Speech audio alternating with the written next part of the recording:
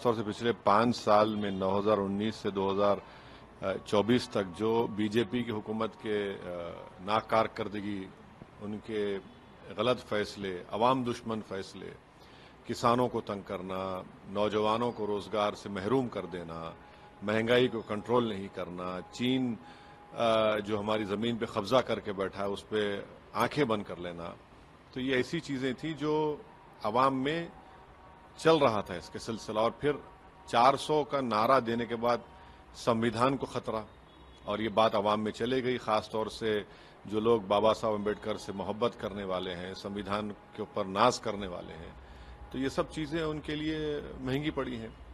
और बहुत से लोग, मुझे लगता है कि जो ये समझ रहे थे बीजेपी नहीं हारेगी, अब आप देखेंगे कल से उनका और ग्राफ गिरेगा।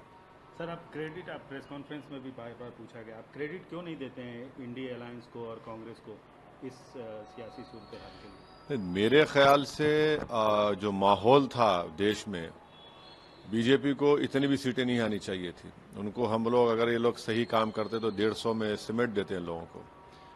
तो ये मेरा मानना है, क्योंकि इतना ज़बरदस्त माहौल था बीजेपी को हराने के लिए। मगर बहुत से लोग, चाहे बोलिए अब तो खैर अब पोस्टमार्टम कर रहे, ऐसा होगा, मगर ये बेहतरीन मौका था। आप ये कहना चाहते हैं कि इंडिया अलायंस ने ठीक से घेरा नहीं? अगर आपकी राय लिए होते या आपको नहीं, सवाल मेरी राय का नहीं है। सवाल मुझे साथ लेते या नहीं लेते मुझे से कोई फर्क नहीं पड़ता, मगर एक बना माहौल था, बीजेपी को सरकार नहीं बनाने से हम रोक सकते थे, और जनता भी चाह रही थी, तो शायद उसमें हम लोग नाकाम साबित हुए। मगर अब हमको तो ब्लेम नहीं कर सकते आप। एक बात साबित हो गई कि इस देश में कभी मुस्लिम वोट बैंक नहीं था, न कभी रहेगा। आपका सबसे पसंदीदा सूबा है उत्तर प्रदेश, आप बार बार जाते हैं उत्तर प्रदेश गए। उत्तर प्रदेश में भी काफ़ी चौंकाने वाला रिजल्ट आया, जहां कहा जाता था कि योगी और मोदी की जोड़ी, और डेवलपमेंट भी हुआ है वहां ठीक ठाक, लेकिन इस तरह के रिजल्ट की उम्मीद बीजेपी भी नहीं की थी, खासतौर से उत्तर प्रदेश से, क्योंकि उत्तर प्रदेश को बोला जाता है कि दिल्ली का रास्ता उत्तर प्रदेश से होके जाता है। नहीं, इसीलिए तो मैं कह रहा हूं कि एक बेहतरीन मौका पूरे देश में था बीजेपी को मुकम्मल हराने का, चाहे उत्तर प्रदेश हो, बिहार हो, या देश के बड़ी बड़ी प्रदेश हो। तो उत्तर प्रदेश में जाहिर है अब लोग ये समझ रहे थे कि इनविजिबल है। इनविजिबल को होता नहीं है।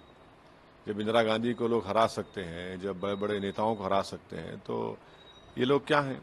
तो इसीलिए जहां से, जिस प्रदेश से प्रधानमंत्री खुद आते हैं, आज वहीं पर उसके अतराफ में जितनी सीटें हार गए, बनारस के अतराफ में कितनी सीटें हार गई बीजेपी, आप देख लीजिए कितनी सीटें हार गई। माने जो बोलते थे कि नहीं अतराफ में पूरा उनका बड़ा जोर है, शोर है, ना जोर है, ना शोर है, ना कुछ नहीं, अब तो सन्नाटा है। मगर क्या प्रधानमंत्री एक बैसाखियों के सहारे सरकार चलाएंगे? अगर वो बनाते हैं मोदी जी, तो देखना पड़ेगा। बैसाखी किसको बोल रहे हैं, चंद्रबाबू नायडू को? नहीं, देखिए जो 400 की बात कर रहे थे, जो नहीं, सुनिए बैसाखी दोनों तरफ होती है। नहीं, सुनिए, जो 400 की बात कर रहे थे, जो बोल रहे थे कि सब खत्म हो जाएगा, और जो कह रहे थे कि जो फुला भक्त होगा वही दिल्ली में राज करेगा, अब किसके भक्त बनेंगे ये? अब किसके इशारे पे काम करेंगे? तो ये देखना पड़ेगा। ये देश देखना चाह रहा है। जो बुलंदबांग दावे करते थे, आज वही उनके लिए गले का सांप बन गया है। आपने अभी एक स्टेटमेंट दे दिया कि बैसाखी के सहारे चलाएंगे। बैसाखी कौन? बहुत है, बहुत होंगे, आप देखते जाइए। कल के बाद बहुत सी चीजें, अभी तो पूरा मुकम्मल रिजल्ट तो नहीं आया ना। हमको लगता है कि बीजेपी 272 का मार्क नहीं टच करेगी, लगता है। जब हो सकता है कि मैं गलत भी हो जाऊं, मगर जब काउंटिंग हो रही है, बड़े बड़े उनके नेता हार रहे हैं। आप मुजफ्फरनगर से हार गए संगीत सोम में मंत्री रहे उनके, जो कहते थे कि कुछ नहीं होगा, वो हार गए हैं। तो देखिए सर, आपके तेलंगाना के बाजू में आंध्र प्रदेश है, वहाँ से भी बहुत चौंकाने वाला रिजल्ट आया। सत्ताधारी पार्टी बहुत कम में सिमट कर रह गई है, क्लीन स्वीप मिला है टीडीपी, चंद्रबाबू नायडू की पार्टी टीडीपी को। हाँ, ये जनता का, आवाम का फैसला है, इसकी इज्जत करनी चाहिए। और हमारी नेक तमन्नाएं हैं नई हुकूमत की आंध्रा में जो बनेगी, और वो जो वादे किए वो पूरे करेंगे हम आंध्रा की आवाम से। और मुझे यकीन है कि जगन मोहन रेड्डी इंट्रोस्पेक्शन करेंगे और उनके पास तो अभी वो बहुत नौजवान हैं, टाइम है उनके पास, वो उन तमाम चीज़ों को सुधारेंगे। सर, अंतिम और सबसे अहम सवाल, हम उम्मीद करते हैं कि आप इसका जवाब देंगे। जो इंडिया अलायंस का इंडिया अलायंस जिनके खिलाफ थी, एनडीए के खिलाफ थी, खासतौर से बीजेपी के खिलाफ थी, नरेंद्र मोदी के पॉलिसीज़ के खिलाफ थी, आप भी कमोवेश आप भी विरोध में थे। अगर इंडिया अलायंस की तरफ से आपको न्योता मिलता है तो आप जाएंगे? देखिए, ये ifs and buts and possibilities की बात मैं नहीं कर सकता, मगर मैंने चुनाव के दौरान ही इस बात को कह दिया था कि अगर कोई ऐसा मौका आता है कि नॉन एनडीए और एक नरेंद्र मोदी को रोकने के लिए किसी को प्रधानमंत्री बनाने का मौका मिल सकता है तो हम यकीनन उनका साथ देंगे, क्योंकि ये फैसला मुल्क के और संविधान के मफाद में होगा।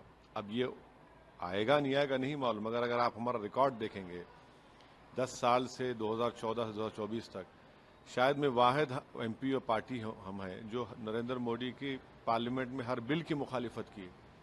तो अब ये मैं तो उसका हिस्सा नहीं हूँ, ना मेरी कोई दुनिया ख़त्म होने वाली है अगर मुझे मौका मिलता है, नहीं। मगर लेकिन इनडायरेक्टली आप कह रहे हैं कि आप नहीं कोई कोई इनडायरेक्टली डायरेक्टली नहीं कह रहे हैं। हम ये कह रहे हैं कि हमने डायरेक्टली पिछले 10 साल में बीजेपी का अपोज किया है पार्लियामेंट में, चाहे CAA का कानून हो, यूएपीए का अमेंडमेंट हो, ट्रिपल तलाक का बिल हो, राइट टू इंफॉर्मेशन का अमेंडमेंट हो, कई जगह पर हमने अपोज किया है उसको। तो इन लोगों को रोकने के लिए कोई सरकार नहीं, अभी क्या होगा, क्या नतीजा आएगा, अभी तो काउंटिंग चल रही है, देखेंगे जब। मगर हम नहीं चाहेंगे कि, हमने पब्लिकली इस बात को कहा है कि हम नहीं चाहेंगे कि तीसरी मर्तबा इस देश के प्रधानमंत्री नरेंद्र मोदी बने, क्योंकि वो 10 साल में बिल्कुल नाकाम साबित हुए हैं। और किसी हद तक आप देख भी रहे हैं कि जो 400 पार की बात कर रहे थे आज तो सिमट के रह गए वो।